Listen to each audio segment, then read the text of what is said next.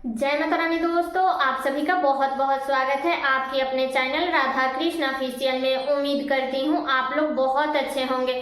तो ये बताने के लिए कमेंट बॉक्स में जय माता दी जरूर लिखेगा। तो चलिए दोस्तों, आज हम इस वीडियो में जानेंगे कि साल 2024 में कार्तिक स्नान कब से शुरू हो रहा है, कब समाप्त हो रहा है, और जो लोग भी कार्तिक स्नान करते हैं उन्हें किन किन बातों का ध्यान रखना चाहिए। तो इसी प्रकार के बहुत सारी महत्वपूर्ण बातें आज हम इस वीडियो में जानेंगे।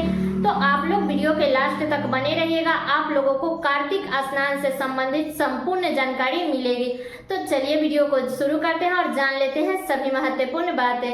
तो सबसे पहले बता दूं कि जो आश्विन पूर्णिमा है वो 16 अक्टूबर को शुरू होगा रात्रि में 8:42 पर, और पूर्णिमा तिथि 17 अक्टूबर को शाम में 4:56 पर समाप्त हो जाएगा।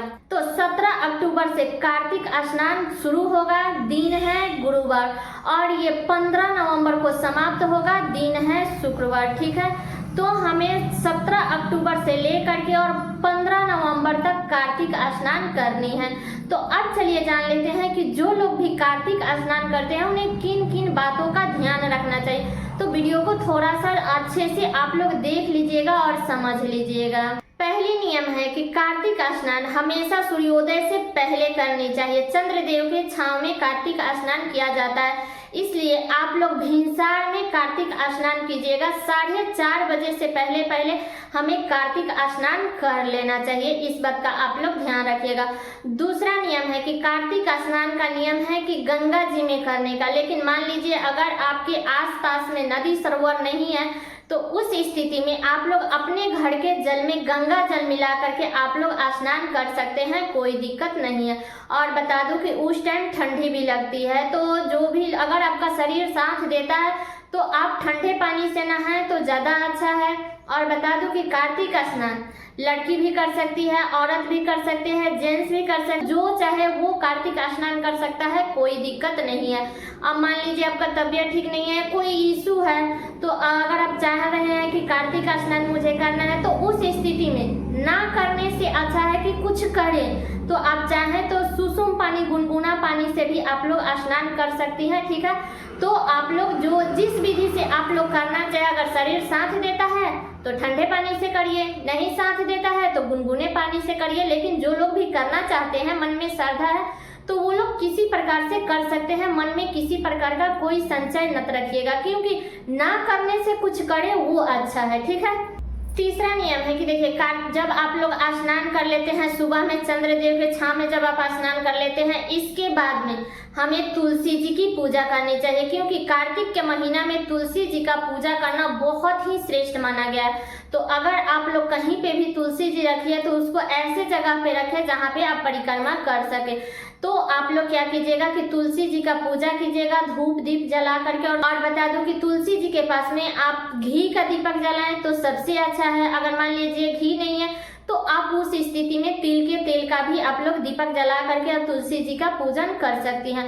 और बता दूं कि जिस तरह से हमें पहले दिन तुलसी जी की पूजा करनी है, और जितना आपके शरीर में सामर्थ्य है, जितना आप परिक्रमा लगा सकते हैं, क्योंकि 3 बार 5 बार 7 बार 9 बार 11 बार 108 बार, तो जितना आपके शरीर में क्षमता है, तो जितने परिक्रमा का आप पहले दिन आपको संकल्प लेनी है कि हम पूरे कार्तिक इतना फेरी लगाएंगे, इतने आपको मंत्रों का जाप करेंगे, तो उतना फेरी आपको पूरे कार्तिक लगानी है। तो आप लोग जितना हो सके उतना ही, जितना आपके शरीर साथ देता है उतना ही परिक्रमा करें। तो फर्स्ट दिन आप लोग संकल्प ले लीजिएगा और पूरे कार्तिक उतना फेरी जरूर लगाइएगा। तो तुलसी जी को ऐसी जगह पे रखना है जहाँ पर फेरी लगाना बने। ठीक है, और बता दूं कि कार्तिक का जो महीना होता है ना, वो तुलसी जी के पूजन करने के लिए बड़ा ही श्रेष्ठ होता है, क्योंकि आप सभी को पता ही है कि तुलसी माता शरद पूर्णिमा से लेकर के और देवउठनी एकादशी तक पूरे महीना विष्णु भगवान को पाने के लिए व्रत रखी थी। इसलिए हमें आश्विन पूर्णिमा से लेकर के और देवउठनी एकादशी तक तुलसी जी का अन्न का भोग नहीं लगाना चाहिए। आप लोग फल फ्रूट का भोग लगा दीजिएगा, लेकिन अन्न का भोग मत लगाइएगा, इस बात का ध्यान रखिएगा। ठीक है, और बता दूं कि कार्तिक माह में तुलसी का परिक्रमा करने से घर में सुख समृद्धि निरोगी जीवन मिलता है। और बता दूं कि कार्तिक माह में अगर आप लोग तुलसी जी की पूजन करती है भिनसार में, अगर उस समय में पीपल वृक्ष की पूजा कर लेती है तो और अधिक श्रेष्ठ रहता है, क्योंकि पीपल वृक्ष में विष्णु भगवान का वास होता है। तो इसलिए अगर आप कार्तिक माह में पीपल वृक्ष की भी पूजा कर लेती है तो ये तो सोने पे सुहागा है। तो इसलिए अगर आप चाहे तो पीपल वृक्ष की भी पूजा कर ले। चौथा नियम है कि कार्तिक महीने में दीप दान करने का बहुत ही अधिक महत्व होता है। तो बता दूं कि आप चाहे तो तुलसी के पास में भी दीप दान कर जा सकती है, या किसी नदी सरोवर के तट पर भी तुलसी दीप का दान कर सकती है, या आप किसी भी देव वृक्ष के पास में, जैसे आप पीपल वृक्ष की पूजा करने जाती हैं तो वहां पे भी दीप दान कर सकती हैं, या बरगद का पेड़ हो या सौमी का पेड़ हो, जो भी देव वृक्ष है वहां पे भी आप लोग दीप दान कर सकती है। लेकिन अगर नदी सरोवर है तो नदी सरोवर के पास में करती है तो बहुत ही श्रेष्ठ होता है। तो इसलिए कार्तिक महीने में दीप दान करने का बहुत ही अधिक महत्व है। तो आप चाहे तो कर सकते हैं, किसी भी देव वृक्ष के पास पे कर सकते हैं, या आप किसी भी नदी सरोवर पे कर सकते हैं। ठीक है। पांचवा नियम है कि कार्तिक के महीने में जब आप तुलसी जी के जब सुबह में नहा लेते हैं, तुलसी जी की पूजा कर लेते हैं, इसके बाद में हमें तुलसी जी के पास में बैठ करके उनके मंत्रों का जाप करना चाहिए, उनका चालीसा पढ़ना चाहिए, या आप चाहे तो भागवत गीता पढ़ सकते हैं, तुलसी जी की आरती कर सकते हैं। तो जितना हो सके उतना हमें कार्तिक के महीने में दान पुण्य मंत्र जाप ये सब जरूर करनी चाहिए। अब चलिए छठा नियम जान लेते हैं। तो बता दूं कि कार्तिक के महीने में दान करने का भी बहुत अधिक महत्व होता है। तो बता दूं कि कार्तिक के महीने में आप अन्न का दान कर सकती है, ऊनी वस्त्र का दान कर सकती है, आंवले का दान कर सकती है, धार्मिक पुस्तकें का भी आप लोग दान कर सकती हैं। ठीक है। तो आप जो चाहे वो आप लोग कार्तिक के महीने में दान कर लीजिएगा, क्योंकि जितना मतलब कि हम दान करते हैं ना, तो वो दान कार्तिक के महीने में करने से वो हमें आगे कई गुना बढ़ करके मिलता है। इसलिए जो लोग कार्तिक स्नान करते हैं उन्हें तो दान पुण्य करना ही चाहिए, लेकिन जो लोग नहीं भी करते हैं उन्हें भी जरूर करनी चाहिए। कहीं भी अगर आप तीर्थ धाम पे जाती है तो उन्हें उस जगह पे आपको दान जरूर करना चाहिए। ठीक है। तो कार्तिक के महीने में आप लोग दान जरूर कर लीजिएगा। देखिए छोटे छोटे मौके हमें गंवाने नहीं चाहिए, सारा चीज यहीं का यहीं रह जाएगा। जो हम अपने हाथ से दान कर देंगे ना वही हमारे साथ जाएगा। जुगाते तो हैं ये होगा वो होगा वो होगा, कुछ कर नहीं पाते हैं। इसलिए जो ही मौका हमें मिले दान पुण्य करने का वो हमें कर लेना चाहिए, कि जो हम अपने हाथ से कर लेंगे वही हमारे साथ जाएगा। बाकी ये जो सोचेंगे कि हमारे पीछे वाले करेंगे तो पीछे वाले हमारे लिए कुछ भी नहीं करेंगे। ठीक है। तो इसलिए हमें अपने लिए दान उपदान ये सब चीजें जरूर कर लेनी चाहिए। ठीक है। बता दूं कि बहुत सारे लोग हैं जो पूरे कार्तिक का व्रत रखते हैं, तो वो लोग पूरे दिन उपवास रखते हैं और शाम के समय में वो लोग सब भोजन करते हैं।